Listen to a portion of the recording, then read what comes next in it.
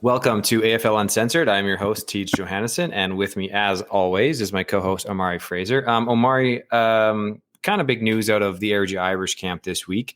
Unfortunately, our two biggest news breaks of the last 2 weeks have been players not playing. So Brandon Lay last week with the Bucks. Now this week, unfortunately, Connor Lutz has announced that he won't be playing this year due to an injury he sustained last year that he's still coming back from. So obviously that is a big loss for ARG. Connor is a bowling ball of a running back. Now they do still have Tyler Shaver there and Marshall as well, so they'll still have a very good running game. But your initial thoughts when you heard that, I know you know that team and a lot of those players, and they're probably pretty disappointed, obviously, that he can't make it out this year. Yeah, that's a big loss for the run game. I know Connor does a lot with, just when I think of him last year, he was definitely one of the more polished backs on his technique and everything, and how he ran the ball and how he was always a force. And it was just another dynamic to their run game last year. And so a big part of it to it. So, unfortunately with the injury that he sustained last year, and, I think I had a brief conversation with him, I think the following week when he has injury, just to see how he is. And he mentioned that, I'm not sure if he went for surgery. And he said that things are good, they're healing. I think I saw a video of him like a few weeks earlier, still lifting and training. So I'm sure it's just a matter where he wants to get back to a point where he feels like he can come back at the same level and go from there. But it's a big loss for them. But if it's a team that can handle a loss of a player, it is the Irish, because they are loaded just with the guys that, like Tyler Shaver. I know there's other guys too in the backfield, so they got a good committee of backs that can easily step up to the plate and carry forward on their plans for a big run game. Yeah, and of course they still have the running quarterback, so they'll always kind of have two running backs back there. But disappointing for Connor. I know that he's going to stick around and help with the team. He's a good dude and a good part of our league. So I hope Connor, if you're listening, that you heal up quickly and you'll be back again soon for all of us. Omari, I know you had mentioned something that you wanted to talk about as well. Yes, yeah, I had a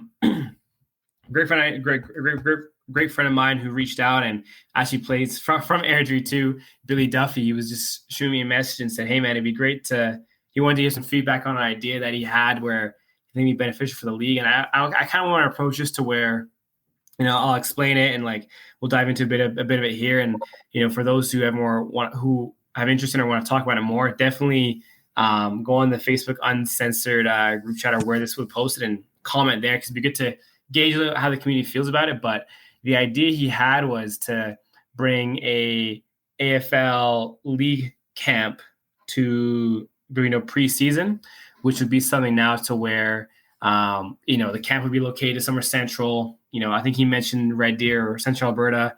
I think just going back with him, I mentioned Edmonton, but just a place to where anyone who's in the league, maybe at that point you can make it just a men's football camp at that point, definitely for the AFL, but a place where guys can come, get coaching, get some development, meet other guys in the other teams, grow the community, and just have it be something now that would be a place like a primer for guys before they go to their season, where they can either freshen up on their skills.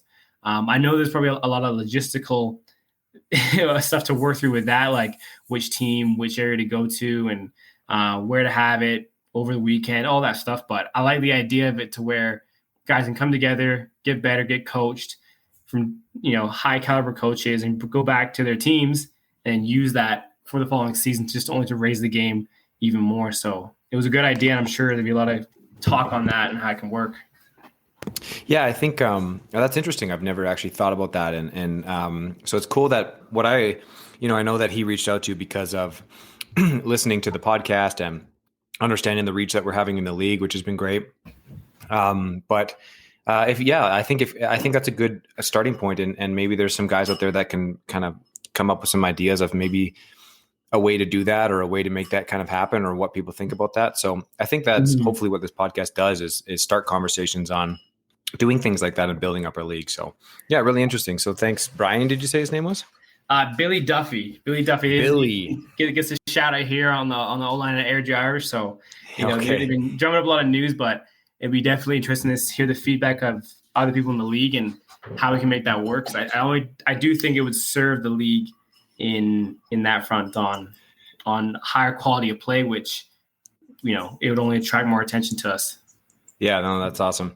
So thank you for that. And I think if you have ideas out there for the league, like send messages to me and Omari, either our personal accounts or Facebook accounts or the Instagram AFL Uncensored. If you haven't followed AFL Uncensored on Instagram, do that. We post, or Omari takes care of that and does a good job of posting the reels and stuff like that. And so that's really awesome. So please follow us there.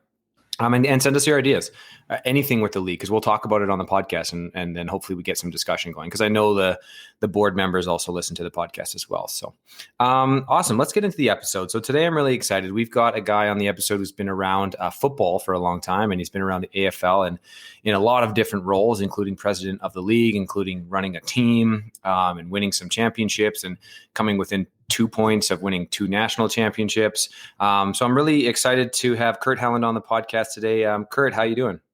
Doing good, guys. Thanks for having me on. Yeah, of course. I know a lot of people have been asking to hear from you, and we're going to dive into some cool stuff today. So I know this is going to be interesting, and I'm excited to see where it goes. So first off, Kurt, your football story, and because we only have one guest, you can kind of take your time with it today. Like, what brought you into football? What brought you into the AFL? And then we'll go from there. So yeah, I started playing football from Florida. Started playing there when I was 6. Played youth football all the way up through into high school.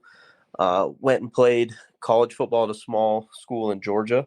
I had gotten back from school and started working, and a friend of mine, his father actually started a semi-pro, which is that name gets thrown around where really it's just men's football. It's senior men's football. It wasn't anybody getting paid, but I didn't really know anything about it at the time.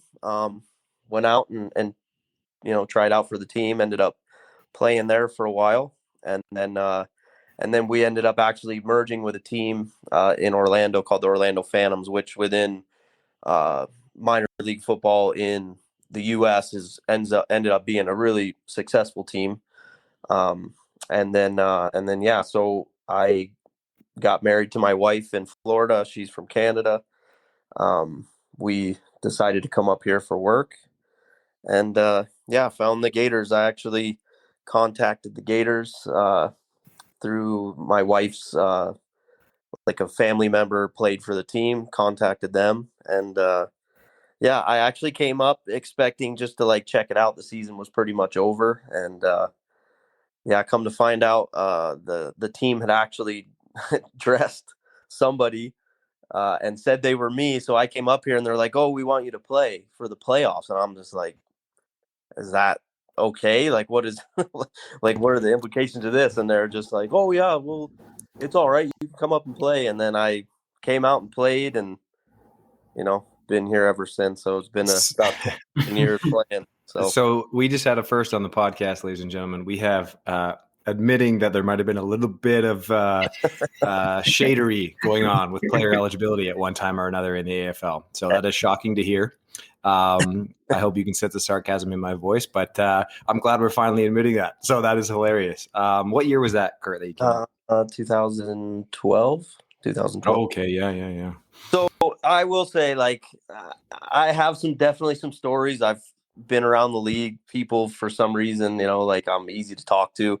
Teams from all over the league want to tell me the information that they have around the league. So I'm going to definitely tell some stories today. I'll try to, I think the stories that I have, I think at this point, like enough time has passed where it's not that big of a deal. And I don't mean to like ruffle any feathers, but I've got stories to tell. I think people like hearing them. So yeah, and that's what we're about here. And ruffling feathers is fine. And you're right. Like time is fine. So yeah, the statute of limitations is long past, so you're good. And I know obviously it's one of those things where like sometimes as a human, you're like, I can't say this, and it feels good to actually get it out. So the first thing I want to talk about actually, Kurt, is this podcast is not the first time the AFL's had a podcast. So the idea, it did come from you, and you actually, I believe, were president of the league when you were running the first AFL podcast. So talk about that a little bit and what year that was. I think it would have been 2016. So it was before podcasting. Like, obviously there was definitely people podcasting, but it was still new. I think over the last like probably 3 or 4 years, it's taken off to where everybody listens to, podcasts. But yeah, I had, I was probably listening to like the Joe Rogan podcast, like stuff like that. And I was just trying to find ways to get the word out about the AFL and like, just kind of way to market the league and get more interest. Like I had actually started the AFL news page and the CMFL news page. Like that was never anything involved with the leagues. I was just like, you know what? I think it would be good for the leagues. Like I still run them, try to share everything that I can and like get the word out. And, I just, did it because I felt it just something to help the league. So yeah, I did it on, I think it was SoundCloud. Yeah, SoundCloud, and did it for a season. Would have guys on, like I would kind of pick like game of the week, and I would have like one of the players from each team on for that week, and did a quick interview, asked some questions. I think some guys at that point too, I feel like now, because people listen to podcasts and they're always listening to people talk, I think it's a little bit easier for a lot of people to conversate in that way. There was a couple guys that I had on where it was like one word answers for everything, and I was like, all right, this is not Yeah. but Yeah. so I did that for a season. Like at that time, like I said, I mean, podcasting wasn't as big.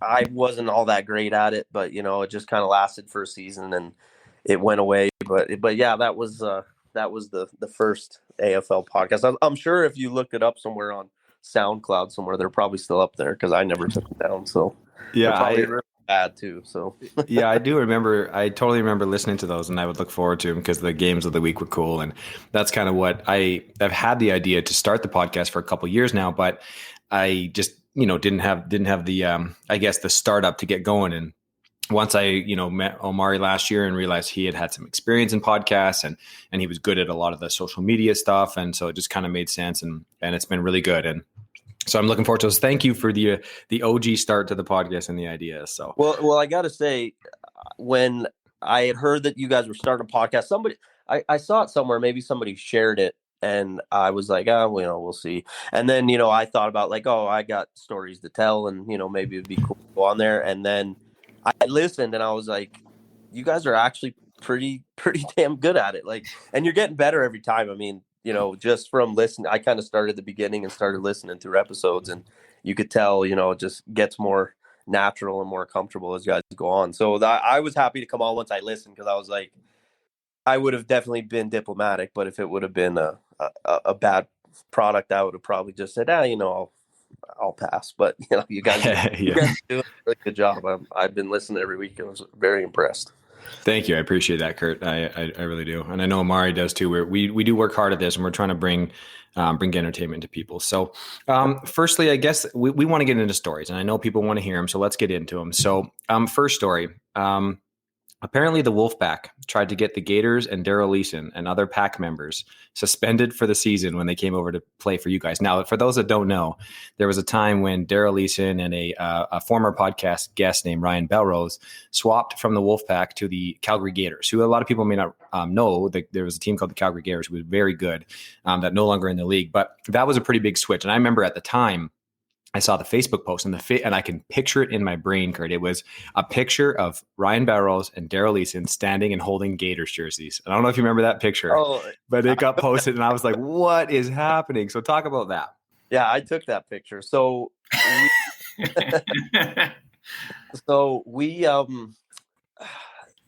it goes back to where after the 2014 season, that was when the Airdrie Irish were being formed, and there was a lot of behind the scenes with the guys that started the Irish were already in the plans of starting the team, like while the season was going on from the 14 season going into 15.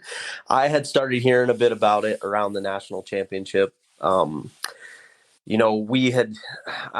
feel like I'm pretty sure I had reached out to Daryl at the time because, in 14, we had a really good team.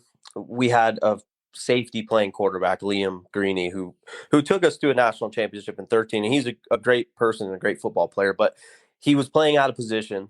We needed a quarterback. And I just came to him and said, listen, like, realistically, I'm hearing all these guys are wanting to start a team, which never really made sense to me at the time because Daryl was such a good player. He just won them the AFL to beat us in the 14 championship. But certain guys had this thing set in their heads that, they could run team better and could do better without him. So I reached out to him. It was a lot of long talk, and sitting around, and we had a couple meetings, and then finally I guess they kind of took a poll of who was coming back and who wasn't. And, there was only a handful of guys sticking around. So they decided to come over to the Gators. And then funny enough, a week later, not even a week, it was probably about 3 or 4 days later, Jordan Heather signs up to play for our team. And then it was like, we're looking for a quarterback. We get Daryl coming now. We get a guy that won the Heck Crichton, and we've got to try to keep 2 quarterbacks happy, which was a challenge in itself. But as the season was getting closer, I started hearing rumblings about, just that something was going to happen with the league. And, there's just some people sending me messages that weren't really telling me, but I knew something was up, that something was going on. And then I started hearing about guys from the Wolfpack wanting to go after Daryl and Ryan and make it to where we would be playing ineligible players, and then it would become a whole thing. So I reached out to a couple of people that knew what was going on. And what had happened was Ryan Belrose and Daryl Leeson were the main, I think, president and vice president of the team. They essentially had kind of told Jim Lightfoot and Rob Sherman, who were part of the Wolfpack before Jim had stepped away. They said, listen, we're looking to move on. Everybody's kind of left. Like, there's some money left in the team. I think we're just going to shut the team down. And the way it works within a nonprofit society or whatever is whatever money is left over within the team, everybody has to split. Whoever is still in good standing with the team would have to split the money up, and then the team is dissolved. Well, I guess the Wolfpack and Daryl had a meeting. Jim Lightfoot didn't want the Wolfpack to go away, so they decided that they wanted to keep the Wolfpack running, and they did. And it's good that they did. They went from bottom dwellers to they won the AFL in 2019 or 20 or whatever year that was. But I guess what had happened was Daryl just said, like, I've got money into the team, sponsorships and all that. Like, I'm taking my money out of the team and I'm putting it towards fees for the Gators, which at the time I didn't know about. I didn't know that all these guys were doing that. And he just essentially said, like, either I'm going to do that, or as the board, we have the right to dissolve the team. So the Wolfpack, I guess, agreed to that, but we're essentially going to backdoor that whole thing by essentially saying that Daryl and those guys took money from the team. They took funds that were essentially paid not by themselves, and would essentially make us playing ineligible players, and that we would end up not being in good standing with the league. So I heard about this. I was like, I'm not going to let some stupid crap like this happen. So I just told them all, you guys need to give the money back to the team, and you guys need to pay your own money. So the only reason that didn't become a bigger story and issue prior to the season, this is like a week before the season started, was because I caught wind of it and I, got it all sorted out. But yeah, there was definitely some bad blood with the Wolfpack guys not being very happy with the way Daryl and Ryan left, and it turned into a bit of a shit show. But luckily we were able to get out ahead of it. So, nothing ever came of it, but it was definitely something that was yeah. And I mean, kind of a behind the scenes, just so much shit that I was trying to deal with. Yeah. Yeah, and the thing is, like, when you're dealing with 2 crosstown rivals as well, and it just adds all that extra spice to it, and then there's egos that get involved, and I know, like, at the same time, like you mentioned, you're talking about the Irish becoming involved, and that was kind of like, I remember in that time when I was kind of on the outside watching that all happen, I was like, this just isn't going to work. Like, I just can't see it working with 3 Calgary teams, and of course, eventually now we're down to 2, and it's still kind of tough because it looks like, Airdrie's kind of picking up a lot of guys, but it's kind of lasted. Like, you kind of saw like Airdrie and the Pack struggled and the Gators thrived. And then when the Gators left, both those teams were just not very good. And now we were seeing where the Pack are kind of on the rebuild and the Airdrie's kind of really rising. So that doesn't shock me that people would kind of try to be a little snaky with that and try to get some guys suspended. So Omari, any thoughts on that? This is all history lesson for me, because I came to the Pack in 2018 after my 2017 season with the Colts. So from 2018 on is when, I was more, trying out different teams and everything to see around. But at this point, I don't really have anything to say much on that. Like, if anything, I'm more or less glad that they were able to have worked things out to keep the team around, because, I only think now of like how they have been able to keep playing football, but I can only imagine, think back like, oh, you're done Colts, there's no team in Calgary, you got to go to Red Deer or Edmonton to keep playing football. So yeah, and the thing too is like with our team, like when I decided to dissolve the team in 17, like my thought really was like a lot of guys were done playing. And if you really look at that team and you look back at the guys that went and played in Red Deer and a couple guys to the Wolfpack, there's literally only like, say 6, 7, 8 guys that ended up continuing to play from that team in the league. Like really everybody was done. We were kind of done in 16, but we just kind of felt like we had, like things didn't work out. We had a lot of injuries in 16 and we wanted to make another run in 17. So, but my thought was when I dissolved the team was I could walk away and let, like Don Nelson or somebody run the team again. But I just felt like with everybody leaving, like there's already enough teams. Like if this was a small town, obviously, yeah, let another guy run the team. There isn't another team in town.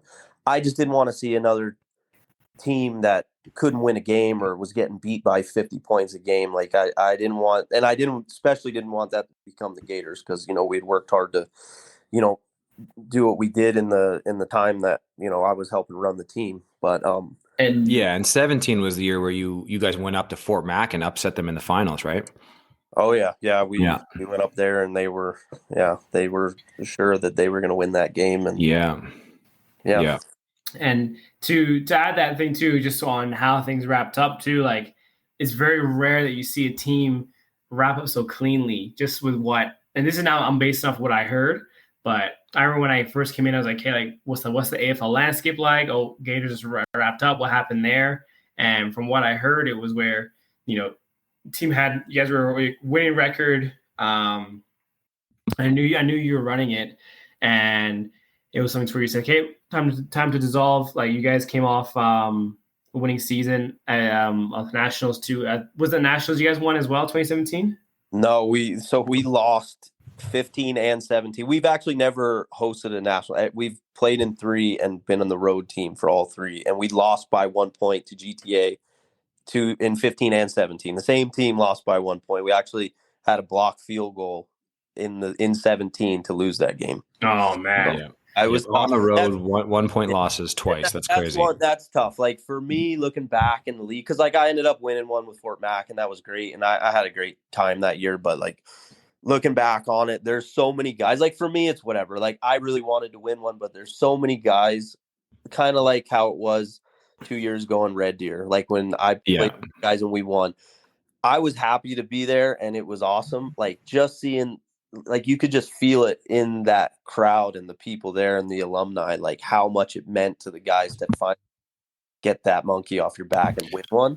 And I didn't get to feel that with the guys on the Gators, because so many guys that played for so long and put so much work into it. That's the one thing looking back on it. I wish we could have won one, but we had a good run. I mean, I put our team up against any of the decades of teams in this league. I think we just were unfortunate. I feel like if we would have hosted one and played Canadian rules, something that we were used to all year, I think we would have won. I mean, it sounds great, like going there with a great offense and playing 4 downs, but it's different. Like you're not playing that all year. You're you don't know how to work the clock, and it's just a different game when you're playing 4 downs. Yeah, and for those that don't know, the Ontario League that we play in the national final, they play all the same rules, but with one exception.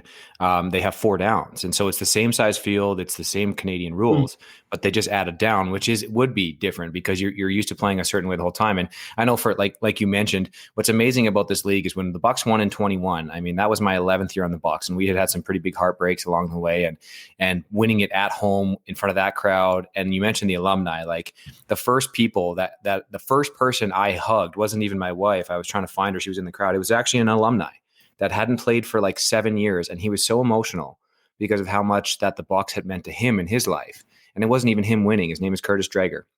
First guy I hugged after the final horn went off, and I have that on video. I have it on video where he finds me and we embrace, and it's like a 30-second long hug, and it's one of the best memories of my life. And that is what is so amazing about this league. And so I totally feel you. And those 1-point losses you had, like I remember, I think I was watching a live stream of it, and you were lining up for that field goal. And I'm like, what? They're like, you're really going to do this on the road? Like no AFL team. I believe the 08 Wolfpack maybe won on the road, but I'm not even sure about that. I don't know if any AFL teams won on the road. It's hard to win on the road there. So yeah, that would definitely be heartbreaking. This one I want to get to. So this one for me, this is about the Bucs, and this is when you were president of the league. And this one, there's a lot to this. I remember being in the middle of this and almost like not wanting to hear what was going on because it was like incredibly stressful. And I'm sure it was for you as well. So let's kind of dive into the 2016 Bucs issue. You were president of the league, and the Bucs, I'll let you kind of tell the story how you found out, but the cliff notes for me, the Bucs had a player that possibly was getting paid or flights were being paid for. There was a issue with the Bucs ended up wanting to sue the league, and there was lawyers involved and Stampede or play-by-play people. And just talk about that story, because it's one that's, I want to hear the more inner details as well. So I'll start with this. Matt Squires was the president of the league in 15 and 16, I believe. I don't know when his tenure started, but the season that this happened was the 16th season, when you guys actually had a great season. Brandon Lay's first year, and you guys had an awesome team. Ended up losing to Fort Mac in the AFL final, and Fort Mac, went up nationals. But it was that season. Squires was the president of the team of the league, and he was stepping down. I think he stepped down that off season, and all this started happening in the off season after the playoffs. I believe the timeline's a little iffy. You might know better. I can't remember if it actually started with a guy on your team sending stuff out. I don't know if the actual season was still going on or not. I believe it was after, maybe before nationals, but your season was over.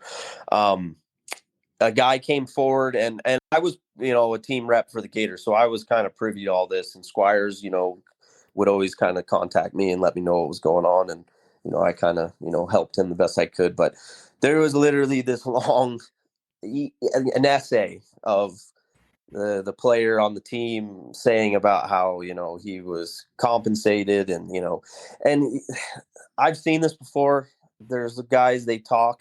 A lot of guys talk and say they're getting this and that just because they think they're better than the league and they feel they should be getting paid. But this came with receipts and email transfers and all kinds of stuff. And I'm just like, well, this is kind of, this is not looking good for the Bucs. But this kept dragging on, where it didn't even get into the lawyer thing. This is in the off season. The Bucs are trying to, have meetings and try to get this resolved.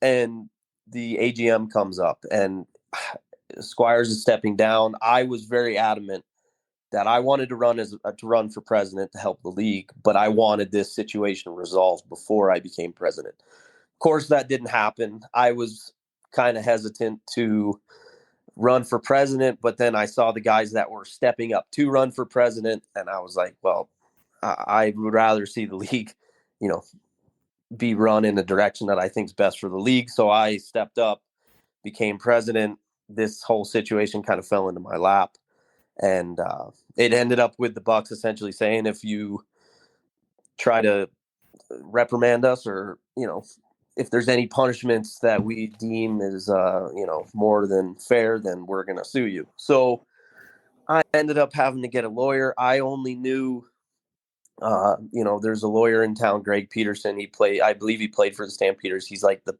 play-by-play radio guy for the Stamps. He's a lawyer, and I know him because of the Greater Football Association. He was actually like the guy that runs it and helped fund like Shouldice Field, all that $1 million that it took to renovate that place and get the turf fields and now like the nice locker rooms. Like, he is huge for the football community here in Calgary. Yeah. And I called him, and I'm just like, listen, man, like, I don't know what to do. Like, I tried to call Football Alberta, like they've never dealt with anything like this. And he's like, well, like, this is my retainer fee. Like, I can, try to let them know, like, he's from a really big law firm, and I could try to scare them, it seems like it's probably a law firm that's like a smaller local Red Deer law firm. And I just wanted it to be done. I was like, let's try to, have him mediate this thing. And it just was going nowhere. And we had a meeting, and there was teams in the league that were like, how do we get this resolved? And they're like, oh, the Bucks need to be removed from the league, like a permanent removal. And I'm just like, let's look at this from a rational standpoint. Like, even if take football away, the Bucks have been a good team. You've had your years on and off, whatever. They're a good team. The Bucks do more for their community than any team in this league at the time, and I still probably think right now. Yeah. And I'm like, and you guys can't look at this. I believe it was the Stars. That was the first team. Like, if it was Troy or whoever was the old St. Albert Stars. Yeah. That was their first thing. Oh, well, let's just kick them out of the league because that's what's best for our team. And that's been an issue that I'd like to talk about too. Just, everybody looking out for themselves. But yeah, it was, let's kick them out. And, really at the end of the day, that probably been the easiest thing for me because it just went on for months. And, a former player for you guys, Kenton Polzer, got involved, and, he's a great dude and was kind of becoming the mediator for the Bucks. And I had to talk with him, and it just turned into a whole thing. And I finally went to the lawyer and was like, listen, can you try to come up with something that makes sense? And he's like, well, why not let them play and just have them maybe have some recruiting violations where they can't recruit outside of Red Deer? And I was like, well, yeah, that actually makes sense. Hopefully that'll be something. Because, of course, you had to appease the guys in the league that were in the sense of we really don't care that they paid somebody. We just want to take advantage of this to where we can kind of cripple this team. So if we can't get them banned permanently, let's make it to where they're not going to have a competitive team, which, that following year, 17, you guys had some decent players, but you couldn't recruit outside of Red Deer. So it was very tough. Yeah, it was tough. That's kind of what ended up being agreed upon. I was still in the boat. Mark Fay, who was running the team, would call me and be like, listen, man, this guy is from Edmonton. He's played with us before.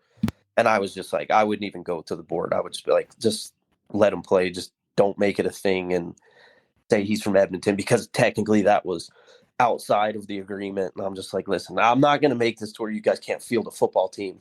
Obviously don't bring in a dude that's a CFL player from out east, but I'm not going to tell you can't bring a guy from Edmonton. So yeah, that just turned into a huge thing where it finally kind of got sorted out and lawyers were involved. And yeah, and then it even kind of turned into a thing with the lawyers. I don't even know so much on the Red Deer side, but Greg Pearson was just like, listen, I'm just going to send him letters and let him know, we're a huge law firm. And if he thinks our lawyer was kind of just big brother, and the other lawyer saying you're not going to outlast our law firm. This isn't going to end well for you guys sending letters. And I'm glad it got resolved, but yeah, it was a stressful time. It was just something that, shouldn't have happened. And I wish, what really killed me was, I was really looking forward to being president of the league, and it took, I don't even know. It was probably getting close up to the following season that I wasted an entire off season of dealing with that. And,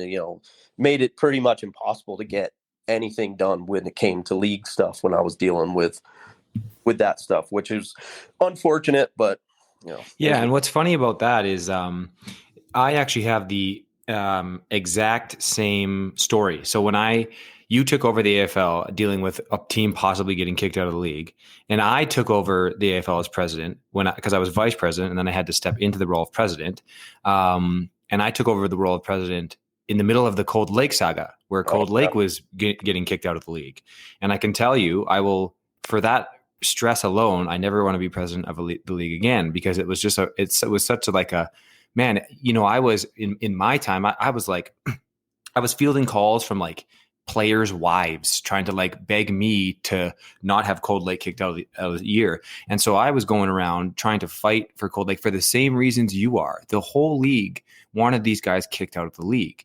And I'm walking around saying, why are we the Cold Lake is the team. That's the kind of team the AFL needs. Like, they're big in their community. They're popular in their community. They're recruiting well. They have a good team. Like, that is but all these teams wanted to vote this team out. And in my opinion at the time, purely because Cold Lake was very good and they knew Cold Lake was going to continue to be good.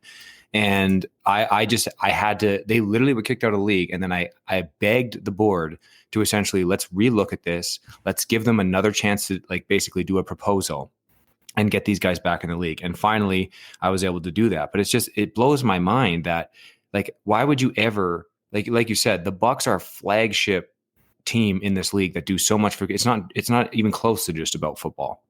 Yeah, no, I agree. And last year, there was, I don't know how much you were involved in or knew, but obviously there was another issue with Cold Lake, and there was talk of them, and this was like in playoff time, like they're gonna get them removed from the league, and like I think Glenn and Travis, and I think even some guys from some other teams actually contacted me, and I had kind of heard what was going on, and technically, like, I still run the league social media, even though it's not like a real, I just do it for the heck of it. Like, I'm not really a board member, I guess, technically, but I started seeing the evidence that they had. And I just was like, this is the stuff that has bothered me since I've been part of the league. Like I said, it's really about what's best for everybody's team. It's never about what's best for the league. There's definitely some guys kind of mixed in there that really do just care about the league. But I saw the evidence and I was like so annoyed with it. I was out of town for work and I was in a hotel and I just said, you know what? Somebody give me the code to get on this conference call, because I really believe if I wouldn't have gotten on there, they were prepared to remove Cold Lake from the playoffs last year. That's really? That's how far it got. And I got on there and they were like, it was kind of like the opening stuff where everybody had a chance to talk, and they were, and I had let whoever know, I'd let somebody know, like, hey, before it goes to anything, I want to have 5 minutes. I'm technically running the social media. I should at least have some say. I want to talk. So whoever was running the call kind of, was like, all right, well, Kurt has something to say. And I just told them, I said, listen, you guys have no evidence with this. I said, there's guys in this league and stuff that's happened with way more evidence where nothing ever came of it. This was all hearsay. This was just guys chirping and talking. And I even told Vince on the call, I said, Vince, one of the guys that was involved in this IDing the kicker, I said, Vince, last year playing with you guys with the Bucks, this guy has a big mouth. He thinks he's, some of these guys, like I said, think they're bigger than the league. So instead of just being like humble and saying, I'm here, I'm trying to get film and go play in Europe, go play in the CFL, whatever it is, they think that they're bigger than the league, and they have to say, well, I'm getting paid and this and that. Because I know that happened for a fact around the league. It happened with our team. Guys that we brought in that would go and tell guys, and I know for a fact they're not getting paid. Like, paying these guys to play football. So the fake flex. They would try to flex on guys. And I told him, I said, I know for a fact Dean told me the same kind of stuff last year when he would come to practice, when he'd have to drive from Edmonton. I said, Vince, did you pay him? No. I said, well, this is the same thing. So if I just come and say, well, I heard him say that, and, and then I went off, and just told him, stood on my soapbox for a few minutes and told him that, they're just trying to run a kangaroo court. And this is just ridiculous that they're even having this. And then, they all talked and they had me get off and they voted and they let them obviously stay in the league. But there was teams that were pretty adamant where it was like, yeah, this makes it easier for us. We might be able to win this thing. Let's kick them out of the playoffs.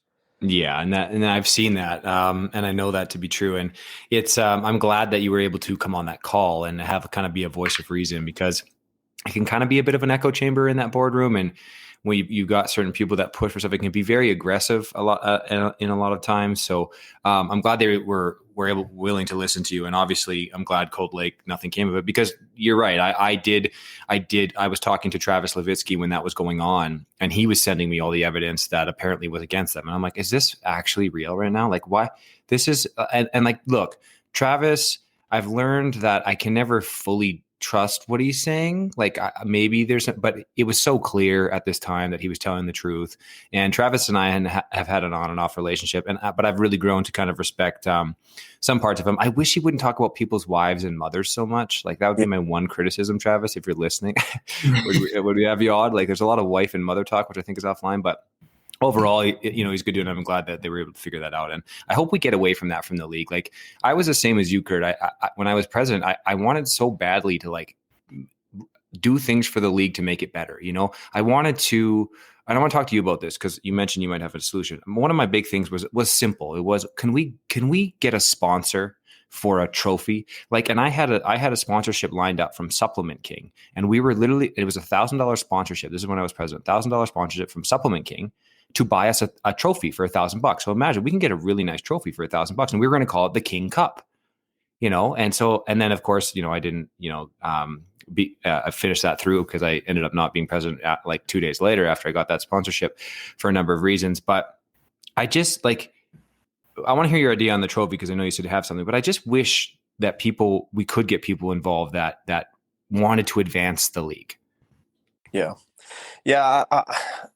I think there is. I think the league is moving in the direction where it just by guys getting old and aging out and just like getting to where it's just beyond just like not playing football. Some of these guys are so old to where it's like, they got to worry about surviving to rather than worrying about the league. And I really do appreciate those guys, but there's definitely guys in the league for a long time that I was in it where it was like, you guys just want this to be an old boys club. You don't like the idea of it actually kind of turning into something where it's bigger than what it was when they first started the league. And there's definitely guys that feel that way. I think there's way more youth coming into the league and guys with ideas and guys willing to step up. And I feel like there's certain guys in the league that are old school, like Glenn, from the Jets. I think he's the kind of guy that you want around because he's been around a long time, but he's still open to kind of progress in the league. And I know he's had his, issues with the league and stuff that he's done, but I know Glenn well. And you know what, at the end of the day, I still believe Glenn cares more about this league than most people. So yeah, we're all human. We all do dumb things at one point or another. And I think I've always enjoyed Glenn, and you're right. His intentions are always pure, and he's a great ambassador for the league, I think. Yeah. And as far as the trophy goes, I just feel like with the trophy's not big. Like if you look at like the NFC's trophy and like the CMFL, the trophy is huge. Those are 4 times the size. Yeah. I feel like to appease the old school and the tradition of the league, because I do appreciate it. And like even the NFC, like that league goes back like to like the 60s or something like that. Like and AFL goes back into the 80s, which I mean that's impressive. Like football's huge in Florida. You'll be lucky for a league to stick around and not merge with another league or change names and this and that. You'll be lucky if a league sticks around for 5 years. So The fact that a league has stuck around that long, I feel like the easiest way to do it to make everybody happy is that you make that trophy kind of the centerpiece, and you build columns around it, build a cup above it, and maybe refinish the trophy and redo the nameplate, stuff like that. I think that's the way that people are going to agree. I think if you just try to say, let's chuck the old trophy, there's still people that are hanging on to the old school AFL stuff where I think you'll get a lot of, pushback. But I think the easiest way to make everybody happy is build around the old trophy. And realistically, you put a couple columns like the CMFL trophy and a cup above it with that inside of it. It's not like it's going to be some giant, like overbearing trophy because the AFL trophy itself is tiny. So, Yeah, I want some bulk in that trophy when you lift it up. You know what I mean? But I like that. That's a good idea. Yeah, I like that a lot. Yeah. So I think that's the best way to go. And I do want to point on Travis. I do agree some of the shit he says. Even when I played with him with the Monarchs, like I would have to kind of be like, dude, shut up. Like, But he is one of those guys. If he's going against you, usually, he's pretty good. Even guys he's going against, he's chippy, but he means well. But if he's a teammate of yours, he'll do whatever. I've seen him, guys that don't have money, we go out after the game and go to dinner. He'll buy everybody dinner. Like he's just that kind of guy. Like he actually is a good dude. He just says a lot of dumb shit, and I've gotten on him about it before, but again, Yeah, I mean, he donated. He did that hockey fight thing and donated his money to, I think, a kid sport. So yeah. yeah, and then he saved some people from a fire. So he's a pretty cool dude, actually, pretty nuanced. And I think it's good. That's kind of my point of this podcast, Kurt. Is and Omari and I have talked about this a lot. Is just it's cool to get to know guys outside of the football field. Like I've been really enjoying listening to people's stories and interests, and it's been cool. You feel like a deeper connection to people in the league, which I think is important. Like we're obviously rivals and we go against each other, but at the end of the day, like we're all humans with making the same sacrifices and with the same goals in mind. So it's kind of cool and unique. Yeah, and like we like earlier talking about like how much it hurt to lose 2 national championships the way we did. If I could say, okay, well, I'll just go and say I played for another team and we won 3 or whatever. At the end of the day, like I'll always remember that stuff, and it was always cool, and you'll remember what it felt like, winning the trophy and all that stuff. But realistically, like all the people that I've met, like to be honest, if I would have met all the people I played football with, I probably would be back in Florida. I don't know if I would have lasted here, not knowing anybody, not playing sports in the cold ass weather in freaking Canada. I probably have been back home after a year, but I have lifelong friends through this league, and that's why I want to keep, contributing as much as I can, because just from the little bit that it's helped me, that's helped thousands of guys that came through this league. So, for sure. Yeah. That leads me to my next question. What about guys like yourself who aren't involved with a team, becoming board members and, actually having the ability to govern the league or doing what's best for the league, and instead of obviously a bunch of guys who are routinely just voting for their respective team's best interests. So like, what do you think about that? How do we get people that are not associated with the team to want to step up and sacrifice their time and be a part? Because I think that's a great answer. I think it's a great answer. The question then becomes, how do we get guys to do that? Guys like yourself. I think if it becomes a rule or a bylaw that gets passed that every team has their representative, which makes up the board right now. And, and then you have your named president, your vice president and treasurer. And then, every team has their representative. I think if you keep every team as a representative, that's kind of like the middleman from the actual board members to the rest of the league. They say their piece, they're every team is heard, but there should be an acting body that is made up, obviously an odd number for voting purposes, a president, vice president, and say treasurer or whatever. Those people should have the right to vote and make decisions for the league, because, and you were president and you understand this, it's just a title. Yeah. At the end of the day, my word means nothing more than a guy that literally falls asleep on a conference call, wakes up, and I think it was Belrose said something kind of similar, where a guy just during a call was like, "Oh, whatever Jim Lightfoot said, I'll vote for that." Mm-hmm. Those kind of guys have the same vote that I do as the president, putting in all the work and actually trying to make change in the league. Mm-hmm. I think the league needs to really look at it and say, hey, we need to attract some guys that actually are going to just, it might not be what's best for our team because we screwed up and we're trying to, backpedal and try to talk to teams and, get our way out of something that we did. It should be every team kind of comes to a meeting, says their piece, and that acting board makes votes based on what's best for the league.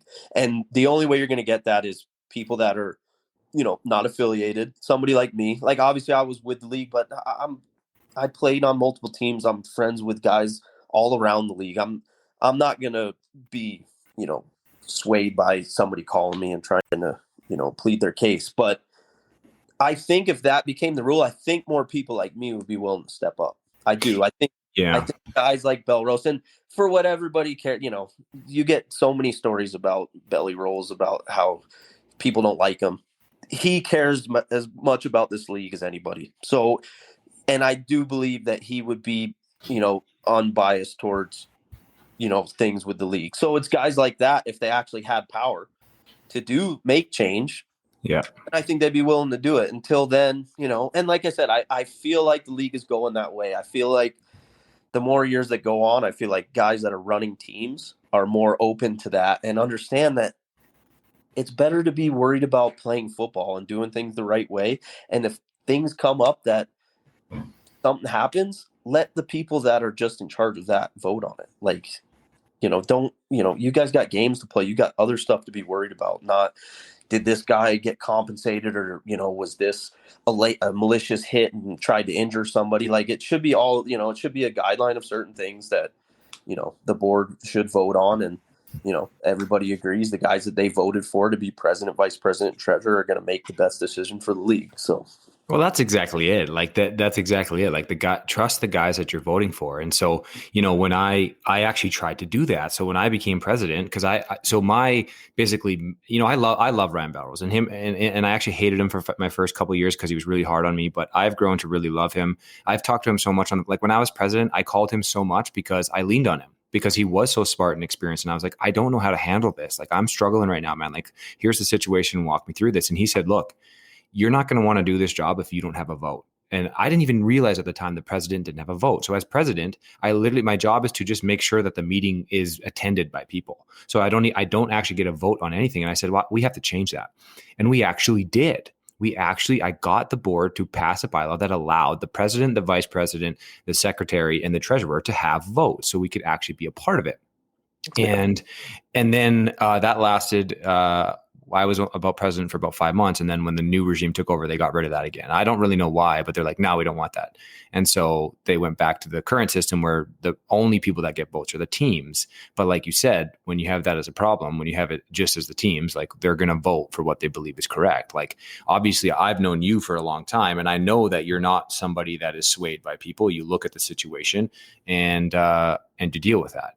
And so, and I hope that people are listening. I hope that that's something that we can do as a league, because I think that if we could get people that aren't affiliated with teams that could actually come in here, but they would have to, they have to feel like Ryan's talked about that too. They got to feel like they can be involved. Omari, what do you think about any of that? I've always liked the idea of having players who aren't, mostly players who haven't played for a while, but as well like history people who come in, because it's a great way just to take it out of people who are active in the league, but as well keep the community together. And I think I mentioned before where it'd be cool to have like a AFL booster club where, the guys who are on the booster side of things or alumni side of things can help things run. And, teams with such a strong alumni, their foundation and backing is so much more, like it's just worth more in weight. So it'd be something great to work towards. And I feel like there has to be something that's worth it for those guys who do commit to it. Because again, it's time that people take away from family and work, but I'm sure we can work out a way to where there's a form of giving it back to their efforts and time they put in. Well, and like kind of speaking on the booster, like whatever happened with the Hall of Fame, like that was something, and even the All-Star game, like me and Belrose literally sat down prior to them coming to the Gators. Like we sat down as rivals and we're like, let's just do it. Let's figure out a way to make this happen. And we just like sat down at a pub one night and put together an all-star game. And when it started, it was actually really cool. And then it just kind of got watered down and diluted and, just kind of fizzled out. But like the Hall of Fame, I know guys in the Hall of Fame, and there's certain guys that were like, oh yeah, that's cool. I appreciate it. There were guys that meant a lot to them, because there was a couple inductions that we did in the playoffs, I believe, for the Gators. We did a couple games in Calgary because there was a lot of Calgary-based guys that were inducted. And at one of the half times or something at one of our playoff games, like we, had them come out on the field, announce them. There were guys that were emotional, man. It meant a lot to these guys that put a lot of years in. Like stuff like that needs to come back. The All-Star game wasn't perfect, but if it can be done right, that's something that I think a lot of guys, appreciate. Obviously, with the national game, it makes things kind of difficult because obviously a lot of guys on the national team are probably voted all-star. You got to decide when that game gets played because those guys are getting ready for a national championship. So there's ways to do it, and there's things that can be done in the league.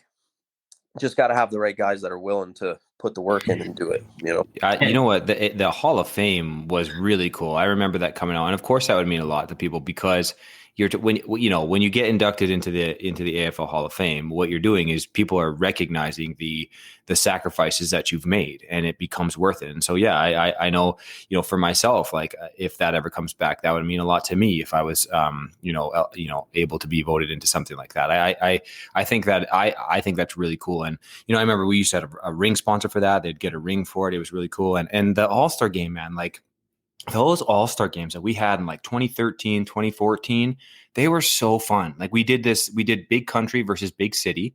So it would be like the Calgary teams would all be on one team, and then the rest of the league, the Red Deers, the Fort Macs, would be on another team. And we would show up, we would wear our dark jerseys, you guys would wear your white jerseys. And it was a ton of fun. Like you got to play football with people. And we honestly, for 2 or 3 years, we had really good attendance. And then, and I remember, I think it was your guys' year. Maybe it was 2013. I think the Gators won the championship. Maybe, and they, and you guys just didn't play in the All-Star game. Your guys I think you actually had like 2 guys that actually still showed up. 13, we actually did. In 13 was Calgary versus the league. That was the first All-Star game. Was I think that was my first or second year in the league. Was when we That was when we played in Red Deer versus it was the Wolfpack and Gators versus the rest of the league. And that was actually, we were going to play in nationals. We played that game and played national championship 2 or 3 weeks. Oh yeah, that's right. Yeah, we played that in Lacombe. That's I think right.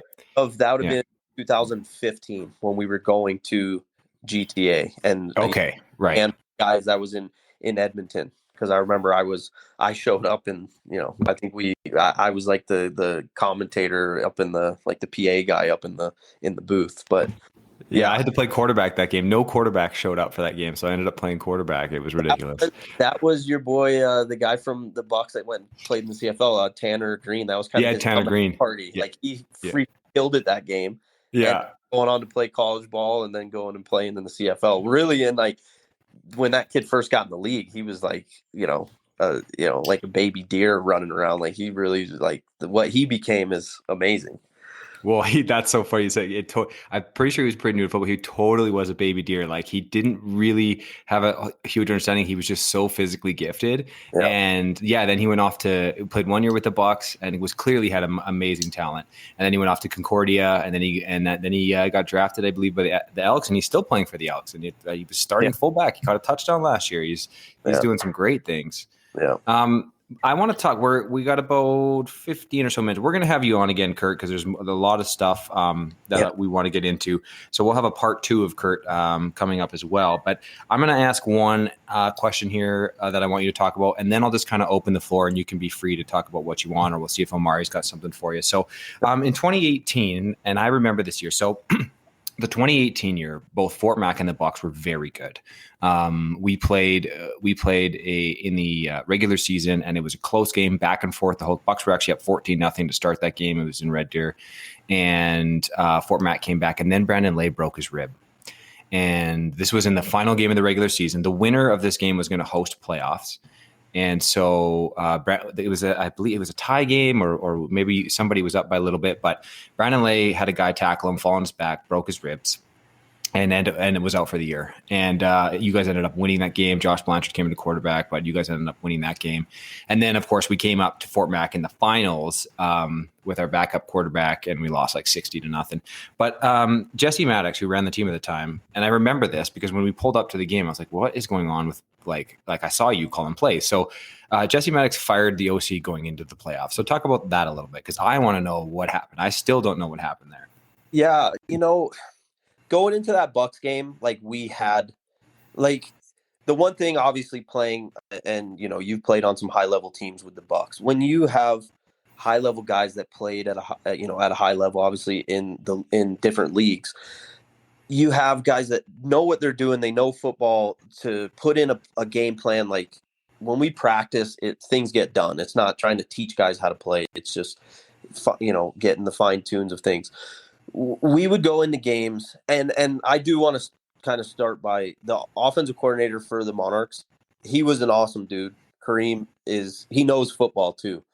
his issue that I feel that what kind of just did him in was he kind of came into the season with a playbook, not knowing what he had as players, which is, you can't do that. Like, just being very blunt, like, you have to be willing to, kind of build your playbook around the guys you have. You can't come in and say, hey, I know we have a bunch of stud running backs that are going to run downhill, but we're just going to run spread the entire game. It's just, you can't do that. So we came into a couple games late in the year where we had a game plan, and for whatever reason, play calling wise, we just got away from the game plan. It really made no sense. Guys were getting very frustrated on the sidelines, and we went into that Red Deer game that you guys hosted, and it was an awesome game. Like, just obviously you don't want to be on the losing end of that, but the atmosphere there, the way it was back and forth and the way it went, like, that was one of the better games I've ever played in the league. And we just, at the end of the game, there were some guys that were really upset. I wasn't happy, but obviously, like, I understand, like, you can't just, like, implode. Like, I've been there before, and cooler heads got to prevail. A lot of guys came to Jesse, and I just got a call and was like, hey, do you think you can call plays for Karsten, who was our quarterback at the time? And I'm like, yeah, like, what's going on? He's like, well, I think I'm going to be getting rid of the OC. And I was like, oh, it's a bold move here. We've got like 2 weeks before the playoffs. And, at the time we knew Brandon was hurt, but we didn't know how hurt he was. It was kind of up in the air whether he'd be playing the rest of the season. And he just kind of, I told Karsten, Karsten's another amazing guy, awesome dude, just family guy, came up from the States, actually had his church actually put money, they fundraised money to get him up here for the summer to play. And like, he played big ball. Like, he played at Coastal Carolina.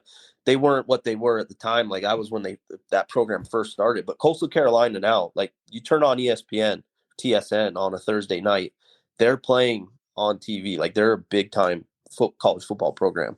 He came up, like, his church fundraised, got him up here. He was a great kid. And I just told him, I said, dude, we've got like 2 weeks, and like, Jesse wants us to kind of change the playbook a bit to kind of help you. And like, it's not going to work, with me not being there. So I actually, helped him come down to Calgary, got him a bus ticket, and was like, just come down, and there's guys in Calgary. We'll just go playbook and we'll figure it out. So we, kind of worked some things out, and we got back up there, and I just told Jesse, I'm like, listen, like, I think we've got some things figured out, but like, I'm not like to call the plays in and get this figured out is not going to be easy. Like, I've never done anything like this before. Like, you don't just get rid of an OC going into the playoffs. And so we go into the next game, and I will say this was one I was a little iffy about because, it is still kind of fresh, but whatever. It is what it is. He comes in and he's like, hands me Carson's helmet, and I'm like, what am I looking at? And he like shows me his helmet, and he's got him not mic'd up, but he's got like a QB speaker in his helmet. And I'm like, okay. He's like, just call the plays and like hold this walkie-talkie and you call it plays. And at the time I was like, all right, that's cool. And then I started thinking about it. I was like, I don't know if this is allowed, because I know in certain leagues the other team has to have that capability. Like, it is allowed, but the other team has to have their quarterback wired up too.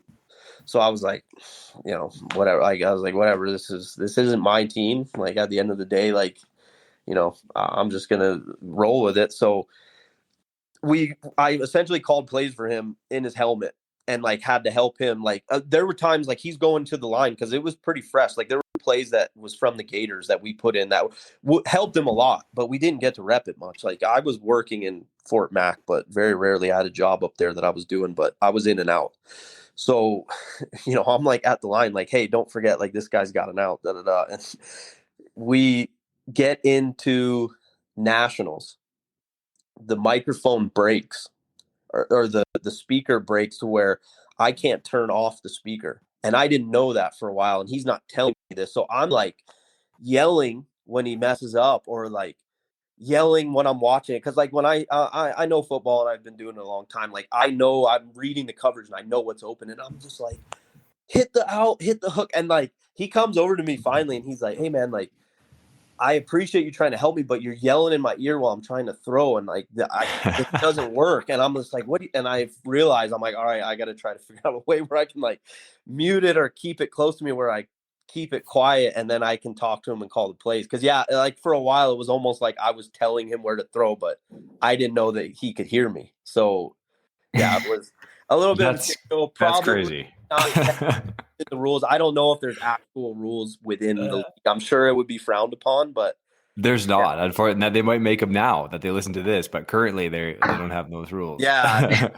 If I would have known, it's funny because like a couple times, like he was, their coverage were running like a smash, and he's like he's forcing the corner, and the hook is wide open, and I'm like, throw the hook, and he's throwing it into double coverage. I'm just like, yeah, it was fun. Like once he came over to me and was like, telling me, he's like, I really do. I appreciate you trying to help me where to throw, but like I'm literally in the middle of throwing and you're yelling in my ear. I'm just like, well, I'm not doing that on purpose.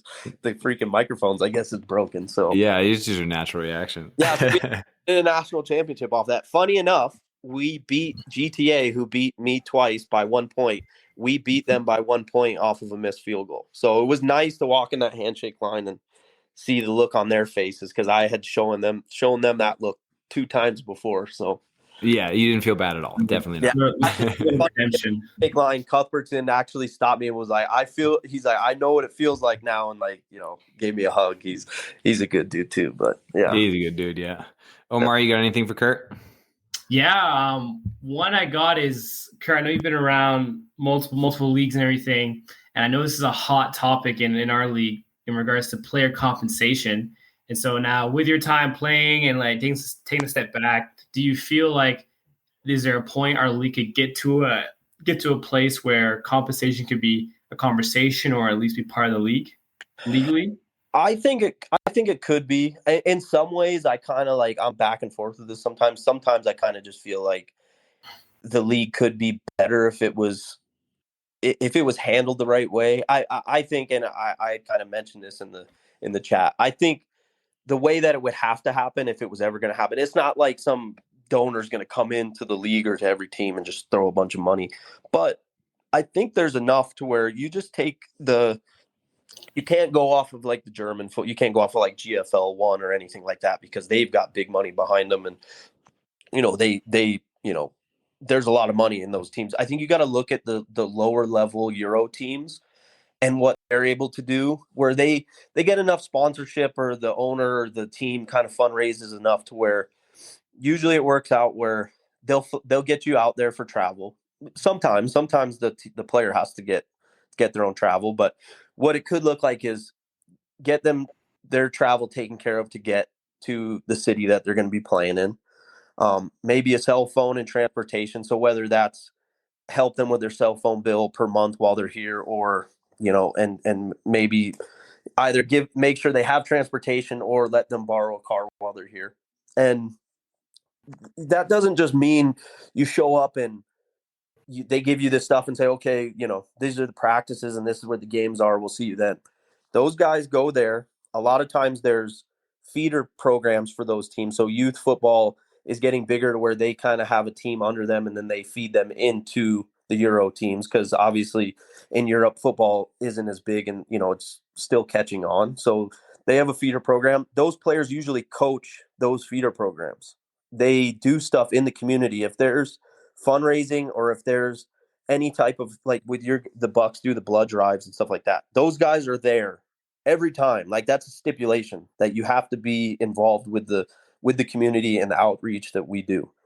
And I think that in the end, some guys might be a little butthurt over that, but if you and another thing is you cap it at X amount of, I think in EuroLeague, I think you're allowed 3 imports. So you cap it at 3 and you say, these are the guys. And I don't know how guys over here would take it over there. Those guys that aren't getting compensated, they don't care. They're happy to have those guys that are going to make their team better, that are going to make them better because they're coaching those guys and showing them, how to play football. And I don't know how that would be taken here because, egos are a little bit bigger when it comes to football in Canada than it is probably in parts of Europe. But I think that's the way it could work. And, like I said, you don't have to pay and promise a bunch of stuff. You just say, hey, we'll get you out here. We'll help you, with transportation getting around. Your responsibility is anything we do in the community, fundraising, all that you have to be involved in. And, you're going to coach. And there might not be feeder programs for these teams, but you say, you know what? I guarantee you every team in this league has a guy that coaches minor sports in minor football in their city. You get them involved and say, hey, part of the responsibility of kind of giving back to the community while you're here, you're going to coach the youth league in our city. I guarantee that you'd be able to find somebody on every team that could make that happen.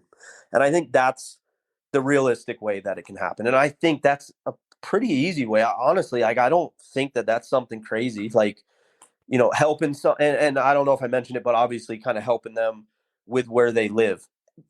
Listen, technically it's against the rules. If I'm the owner of a team or the president of a team and I have a guy staying with me, I guess, is that compensation? Like, you don't have to pay the guy's rent, but you can say, hey, we have a place that you can stay while you're here.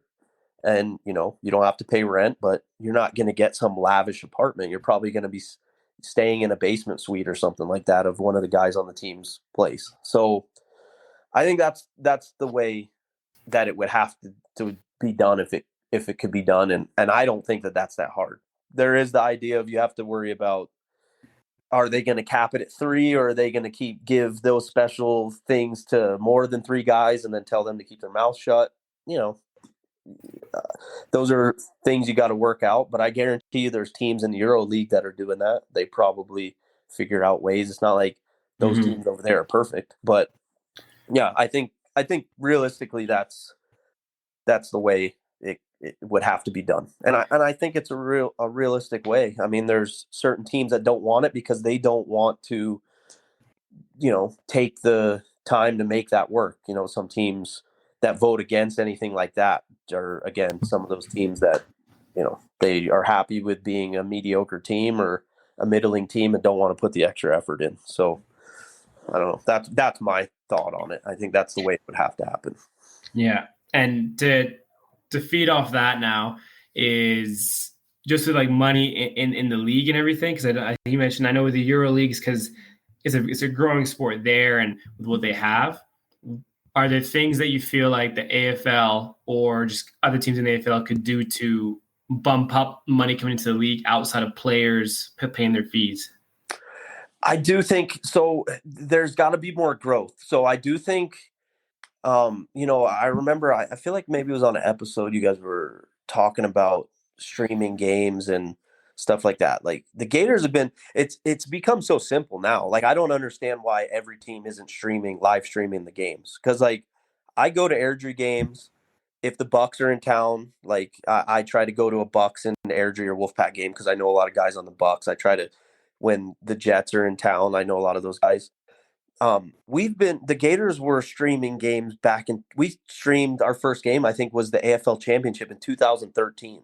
Like, we've been streaming games for a long time. I think if you could grow that base, there's definitely monetization that could be done through the YouTube and possibly some sponsors for stream games to just even have their logo or whatever on the screen. And I think that's big, man. Like, you could easily, I know national championship, some of those stream games, those were definitely getting like, not like thousands, but probably 1,000, 2,000 people watching those games, like the national championship. There's room to grow there. There's definitely ways. You got to listen to some of the young guys in the league, because even some of the things that we were able to do with the Gators, I listened to the young guys. Like, everybody's like, oh, you're wasting money on uniforms and, you're doing this and that. And I'm just like, we're recruiting some of these guys coming out of junior and CIS and making our team better because they look at our team who has nice helmets and equipment and putting the effort in on social media. And then you got a team, no offense, like the Wolfpack, but they're just old school. They want to keep the same helmet. They want to keep everything the same, and just young guys are gravitated more towards us. And Daryl actually used to tell me, he's like, and when he played for the Gators, he's like, I've never understood how you guys were. We would go out there, I would throw for 1,000,000 yards and all these touchdowns, and you guys would go and get a receiver that played in CIS. And I'm just like, because we marketed better and I recruited hard. Like I knew what guys wanted to hear, what guys were going to actually relate to, and that's one thing I look at is like you got to look at the youth in the league and take the ideas that they have and sit down and get these guys involved. And, there's going to be good ideas that come out of it. Like, that's kind of the first thing that comes off the top of my head, like possible monetization within the video stuff, within, YouTube, and possible sponsorships and stuff like that for games. But again, it becomes is everybody's got to be on board is, not to pick on them, but like the team way up north, the new team, the Cowboys, are they going to stream all their games? Are they going to fall in line with the idea of moving the league forward? And I'm just pointing them out as a team. I don't know them, but those are the things where it only works if everybody kind of buys in, and it kind of goes back to, some of the old school guys being willing to adapt with the league and not be willing to just be, quote unquote beer league or whatever. So. I think sorry, I was on mute there. I think there's ways to look at everything, and I really like hearing that, and I hope people like hearing that and can kind of come up with ideas and bounce off of that, because I don't know. I think there's a lot of interesting things that the league could at least look into. Omari, what do you think? It's definitely something where I've always liked the streaming idea, because you can at least then stream it to Facebook, YouTube, and everything, and then allowing, if you get the right platforms, you can allow for sponsorships there. Because I think I was talking to Teej about this just with the podcast here, and I know it's something now where eventually we might get approached with either hotels or like football equipment people where they know this is a very dedicated podcast. But I'm like, the league is so vast on that side, so it is something too that it'll definitely ramp up on what we can do. But I guess us as young cats got some ideas that are definitely up and coming and everything. And one last question I got for you here, Kurt, is when things wrapped up with the Gators and the dissolution of the team and everything, from what I heard, it was quite a clean process where, you guys wrapped up. It was something where you're able to sell the uniforms and have it be a completely clean process. I only heard from hearsay, but would you be able to comment on how that process went and how clean it was for you and your end? Well, it was hard. Like after we played in the national game, I had to look, and we took a little bit, and I still talked with all the guys, and everybody kind of said they were done. There was a handful of guys, and I will say, like, Don Nelson was willing to take over the team. Like, he was willing to take the team on. And my thought process, like, I'm good friends with Donnie. And I do feel, I want to shout Donnie out on the podcast, because I don't feel like he gets the credit that he deserves within the league. The guy's played in the league forever, and he's the best person. Like, he's the kind of person that you could need something. I could call him right now and tell him, whatever, something's wrong in my house. He would be over here within 5 minutes. But it kind of, that part of it, that's kind of a downfall for him too. He's too nice. When I came in 2012 or 13, he was in personal debt with the team because guys, he'd say, hey, you need to pay your fees. And guys would come and, they make their excuses and this and that. And Donnie didn't want to see the Gators fall apart. So he would literally put his own money into the team. And like, I came and I was like, I'm the opposite. Like, I understand, like, I'm friends with a lot of guys, but I can't be everybody's friend during the season. Like, I got to be the guy, the drill sergeant that says, I don't give a shit. That's not my problem. Work out a payment plan.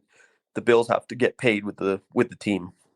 And, when Donnie said that he was willing to take things over, I looked at it as a friend of Donnie and was like, I don't want you to get back into the same old BS with guys not wanting to pay and not wanting to do their fair share with the team, and it become your problem. And, like, some guys might not like that and might, be pissed at me about that. But that was kind of my thought on it. If Donnie wanted to keep playing, he could. And he's played in Red Deer. And look, he's Again, guy lives in Calgary. He goes to every blood drive. He's at every practice. The guy, is an awesome teammate, and he's still been able to play football, but I feel like he's not dealing with the stresses of trying to run a team. And at the same time, like I said earlier, with everybody leaving, I didn't want the Gators to turn into another team that couldn't win a game. And there was enough teams in the league that were that way. And I said, you know what, this might help Airdrie and Calgary, and maybe they'll be able to,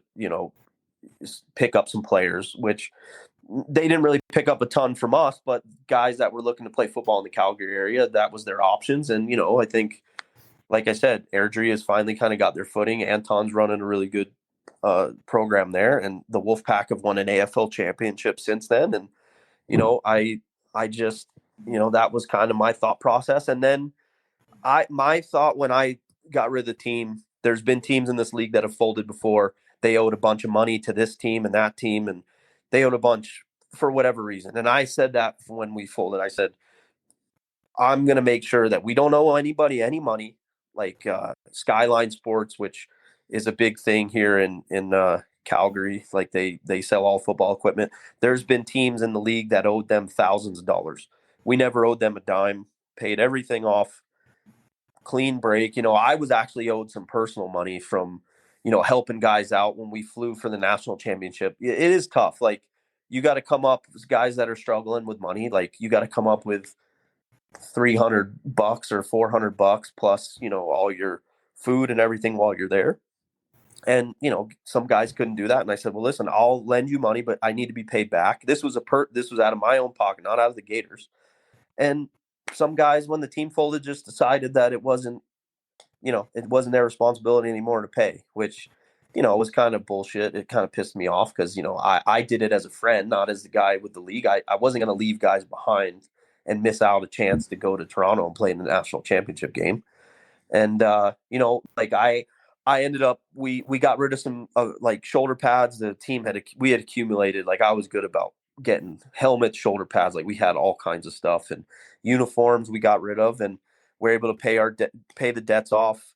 A couple guys still owed me money that tried to play in the league. When the team folded, I asked the league, I said, listen, this is a list of guys that owe money to me personally, but it should be for the team. If those guys want to play for another team, they should have to pay. So a couple guys, I got some angry phone calls of guys pissed off that I was trying to hold them accountable for the money that they owed. And I'm just like, man, it was literally my money. It was me trying to be nice to you. And I'm glad the league held up on it. And I did get money back from a couple guys that I lent money to. And, it was a clean break. It was, at the end of the day, it sucked to see the Gators go, but, I don't think the league, the city couldn't keep having three teams. And if all these guys were done playing, the Calgary area doesn't need three teams that weren't good. And at the time, those two teams weren't good, and Calgary, or the Gators, wouldn't have been good either that year. So, there's some guys that probably don't feel that way, are probably upset that the team's gone. But, at the end of the day, they weren't the one putting in the hours that I was to make the team run the way it did. So, I respect guys and their opinions on it, but at the end of the day, it's, it was a decision that was made. And I think in the long run, it was for the best. So, yeah, bring back the Gators. Hashtag bring back the Gators. And there's been a couple of people that have talked about that, but I don't think it'll ever happen. The one nice thing now with you, with the run you guys had, is you guys came, you guys dominated, you guys played, you guys winning record, and that was it. You don't want to damage that. That's a moment in time where you guys ran what you ran, and you guys had a lot of winning records there. So why would you want to come back and not say tarnish, but yeah. Well, and I'm gonna pat myself on the back a little bit, but the stretch that we had in the league, we made the league grow pretty big, because if teams didn't adapt to what we were doing, we would have just destroyed the league. When we went to Montreal in 2013 and lost in the national championship to the Transit, I looked at Dave Spence, and he's another guy, he might have rubbed people the wrong way, but I got to know Dave, and he was an awesome dude. And it sucks, he passed away.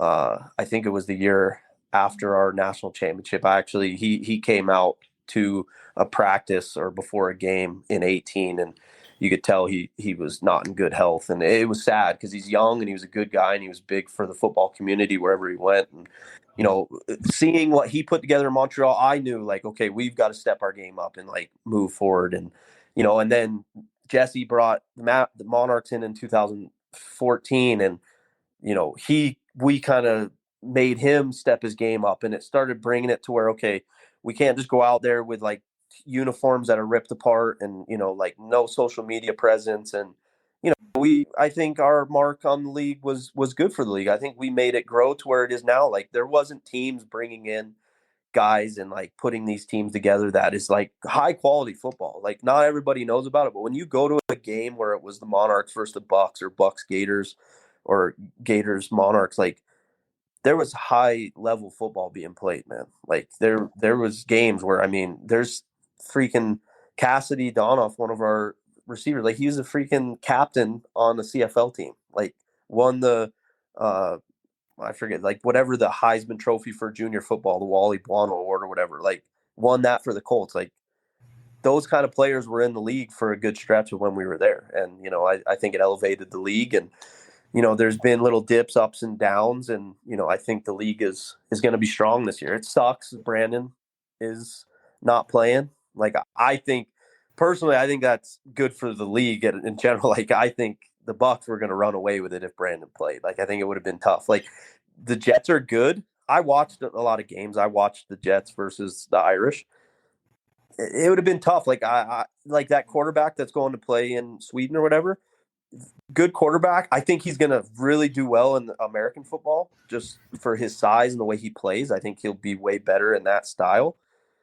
I think the Bucks, with their nucleus of offense going up against those guys, I think they would have beat that team last year too. And I mean, it's a hypothetical, and I don't mean to, be a dick, but I honestly think the Bucks kind of offense, the way Brandon plays and Ben and those kind of guys around him, I think the league is pretty lucky.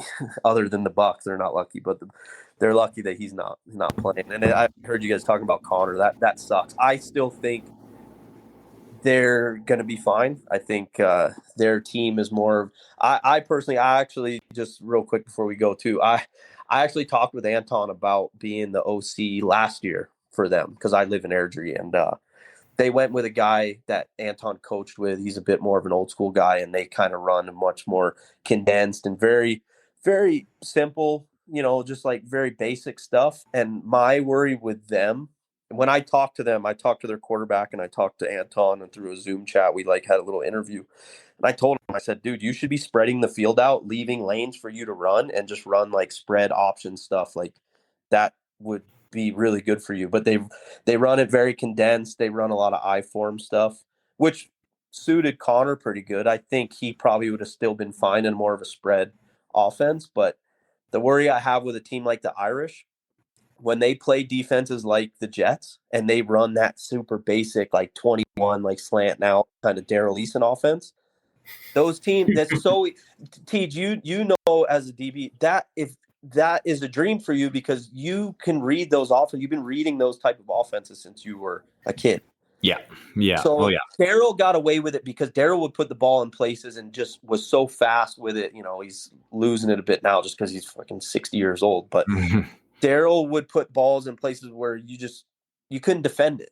But that's not really this quarterback's game, his game. So even if he doesn't get hurt last year, I still don't think they had a chance versus the Jets, just because when you get into those high level games, you can't just run double slants and slant out and like those very cookie cutter type of offenses and expect a defense not to be able to read it like the back of their hand. No, you got to be able to push it. You got to be able to push the defense. And the Jets had a ton of guys that were just, I mean, when you got athletic DBs like they had, Desron Kerr and Teague Sherman, like they're hoping you run little rub routes like that, right? Like that's right into their repertoire. So don't get me wrong. Look at in 21, those same guys, I know the Jets defense definitely got better for sure, but they had a lot of that nucleus was playing for the Jets the year before. Now, granted, their offense was better last year than it was in 21 when we played them.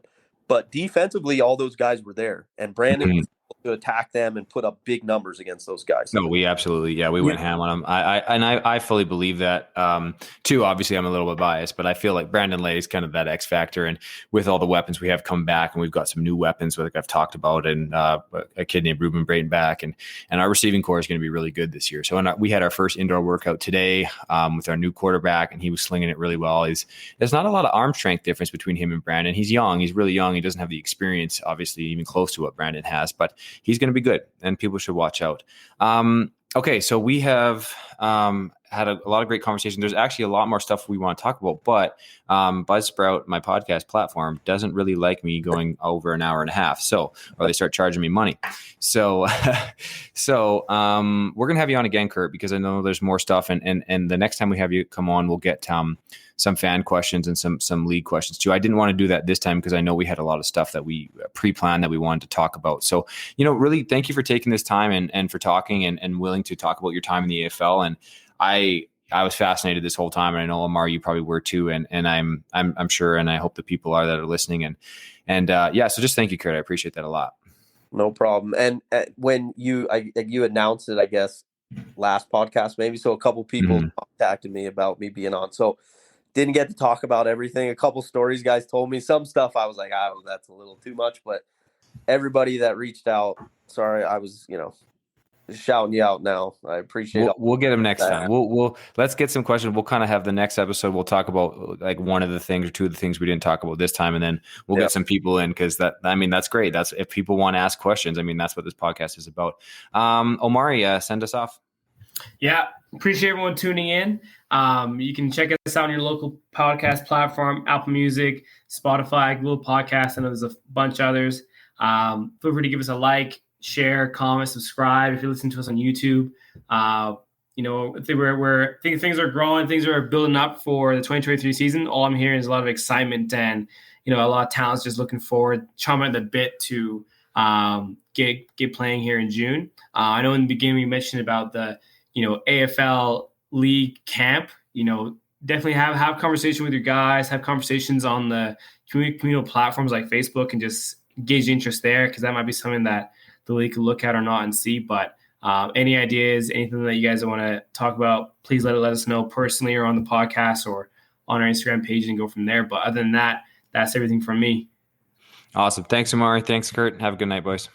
Take it easy, fellas.